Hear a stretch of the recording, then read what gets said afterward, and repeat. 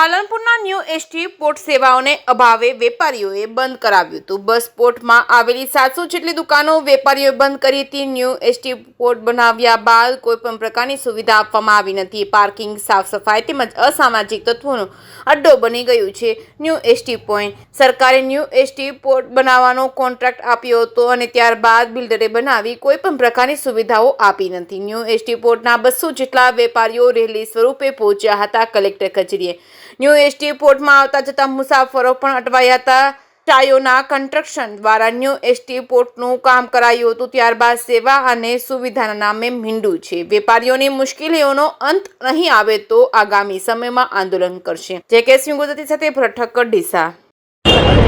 રમેશભાઈએ બધું કહ્યું જ છે કે કોઈ પણ પ્રકારની સેવાઓ બસપોર્ટ મેનેજમેન્ટ તરફથી અમને આપવામાં આવતી નથી, જેવી કે લિફ્ટ, અમારું સફાઈ તેમજ સિક્યુરિટીને લઈને બહુ મોટા પ્રશ્નો અત્યાર સુધી ઉપસ્થિત થયા છે।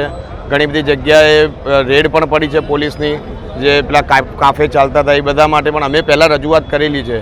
હવે મુદ્દાની વસ્તુ એ છે કે અમારી પાસેથી પર સ્ક્વેર ફીટ 250 રૂપિયા આ લોકોએ મેન્ટેનન્સ લઈ અને આજીવન મેન્ટેનન્સની અમને જવાબદારી મીન્સ કે બાંયધરી આપેલી, પરંતુ જ્યારે અમે એનું એકાઉન્ટ અને બધું ચેક કરાવ્યું તો જે કમિટી બનાવેલી છે એ લોકોએ એ એકાઉન્ટમાં માત્ર 2600 રૂપિયા જ હતા। ત્યારબાદ અમે પોલીસ સ્ટેશનમાં એની ફરિયાદ પણ આપેલી છે। ફરિયાદ કરે આજે લગભગ 5-6 મહિના થઈ ગયા, પણ હજુ સુધી એનું કોઈ નિરાકરણ આવ્યું નથી અને દિવસે ને દિવસે અમને આપવામાં આવતી સગવડોમાં ઘટાડો થતો જોવા મળી રહ્યો છે। કોઈક દિવસ લાઇટ લિફ્ટ બંધ હોય અને છેલ્લા 15-20 દિવસથી તો જીબી દ્વારા જે નવી ડીપી પણ નાખવામાં આવેલી એ ડીપી પણ 3 થી 4 વખત ઉડી ગઈ છે। હવે બસ સ્ટેશનની અંદર ચાલતા આઈસ્ક્રીમ પાર્લરો, અમુક વેક્સિનની એજન્સીઓ છે, આ બધાને એટલી તકલીફ પડી રહી છે કે વારંવાર લાઇટ જવી, ઉપરથી પાર્કિંગમાં ગંદકી, ક્યાંય લાઇટની વ્યવસ્થિત સગવડ નથી, જે મેન્ટેન કરવું જોઈએ બસપોર્ટ દ્વારા, બસપોર્ટ મેનેજમેન્ટ દ્વારા, એ થતું નથી।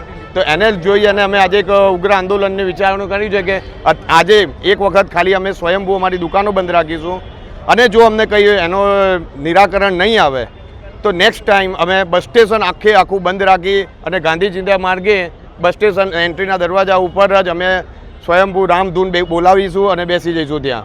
ન બસ અંદર આવશે કે ન કંઈ નહીં, પછી જે આ લોકોને જે કરવું એ કરે। અત્યારે અમે કલેક્ટર સાહેબને આવેદનપત્ર આપીએ છીએ અને જોઈએ કે અમારું શું આનું નિરાકરણ આવે। મારું નામ છે ગિરીશ મોઢ। છેલ્લા 3 વર્ષથી સાયોના કન્સ્ટ્રક્શન કંપની અને એસટી નિગમ દ્વારા આ પાલનપુરનું નવું બસપોર્ટ ઊભું કરવામાં આવ્યું છે। એક પાલનપુરની સારામાં સારી આ જગ્યા હતી। છેલ્લા 1 વર્ષથી અહીંયા લુખા તત્વોનો ત્રાસ છે, સફાઈ નથી, પાણી, લાઇટ અને તમામ સુવિધાઓમાં તકલીફ છે। અત્યારે 700 જેટલી દુકાનો છે અને તમામ લીઝ ધારકો અત્યારે અહીંયા આગળ ઉપસ્થિત એટલા માટે થયા છે કે એમને જે યુટિલિટી આપવાની હતી એ કોન્ટ્રાક્ટર અને એસટી નિગમે આપી નથી। આજે બધા ભેગા થઈ અને કલેક્ટર સાહેબને આવેદનપત્ર આપશે અને આ બાબતે રજૂઆત કરશે કે તમામ સુવિધાઓ સરસ કરવામાં આવે। લિફ્ટ બંધ હોય છે, પાણીની સુવિધામાં તકલીફ છે, આખો દિવસ બસ સ્ટેન્ડની અંદર લુખા તત્વોનો ત્રાસ હોય છે, સાથે સાથે વીજળીમાં તકલીફ છે અને સફાઈની અંદર એટલી બધી બોગસ છે કે ના પૂછવાની વાત। અત્યારે ગંદકી ફેલાવવામાં અને રોગચાળો થાય એના માટે અત્યારે કમ્પ્લીટ ચોમાસું છે અને ચોમાસાની અંદર એટલો રોગચાળો ફેલાય, એટલી ગંદકી છે, એટલે સફાઈ કરવામાં આવે। સાથે સાથે તમામ પાસેથી 250 રૂપિયા લેખે મેન્ટેનન્સ વસૂલ કરવામાં આવ્યું છે।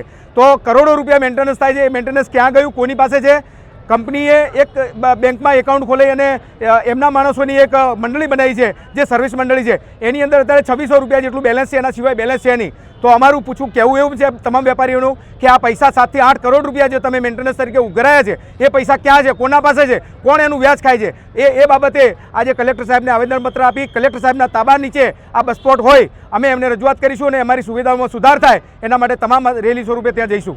અને જો આગામી સમયમાં પણ જો આને સુધાર કરવામાં નહીં આવે તો ગાંધીચિંતા માર્ગે આંદોલન કરવામાં આવશે, બસપોર્ટ બંધ કરવામાં આવશે અને આ ઉગ્ર આંદોલન કરવામાં આવશે। રમેશભાઈ નાભાણી, અમારી માંગ